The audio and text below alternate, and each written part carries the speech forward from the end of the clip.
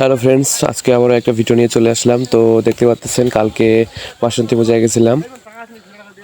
আমার ফ্রেন্ড সুজনের বিয়েতে গেছিলাম, সেখান থেকে কাছে বাসন্তী পূজা হচ্ছে, এই জন্য আমরা সেখানে 4 বন্ধু মিলে গেলাম। দেখতে পাচ্ছেন অনেক বিশাল একটি আয়োজন করছে তারা। এই যে দেখতে পাচ্ছেন অনেক বিশাল একটি আয়োজন করছে তারা, অনেক বড় প্যান্ডেল সাজিয়েছে তারা, সাথে তো লাইটিং আছেই। আমরা গেছিলাম আসলে আমাদের ফ্রেন্ড সুজনের বিয়েতে, তো সেখান থেকে পাশেই বাসন্তী পূজা হচ্ছে। তো আমরা সেখান থেকে 4 বন্ধু মিলে বাসন্তী পূজার এখানে গেলাম। এই যে দেখতে পাচ্ছেন বিশাল বড় প্যান্ডেল সাজিয়েছে, প্রতিমাগুলো তারা অনেক সুন্দর করছে। এই যে দেখতে পাচ্ছেন অনেক সুন্দর করে সাজিয়েছে। আবার একটু ভালো করে উপরে লক্ষ্য করলে দেখতে পাচ্ছেন কিছু ছোট ছোট প্রতিমা দেখা যাচ্ছে।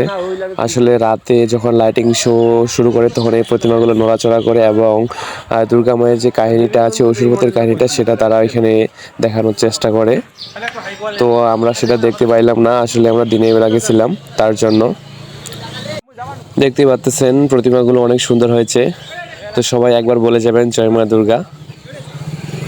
কিন্তু যাই হোক, সব কিছুই আমাকে অনেক ভালো লাগছে, প্রতিমা হোক প্যান্ডেল হোক, আমার সব কিছু অনেক ভালো লাগছে, যার জন্য সেখান থেকে আসার ইচ্ছা হয় না। কিন্তু উপায় নেই, আসলে আমরা ফ্রেন্ড সুজনের বিয়ে থেকে ওইখানে গেছিলাম। তারপরে তারা আমাদের প্রসাদ না নিলে আসতে দিচ্ছে না। তো যাই হোক, আমরা 4 বন্ধু মিলে বসলাম এবং প্রসাদ নিলাম, এবং আমরা প্রসাদ নিয়ে চলে আসলাম। তো যাই হোক, আজকের ভিডিওটা এখানে শেষ। সবাই ভালো থাকবেন।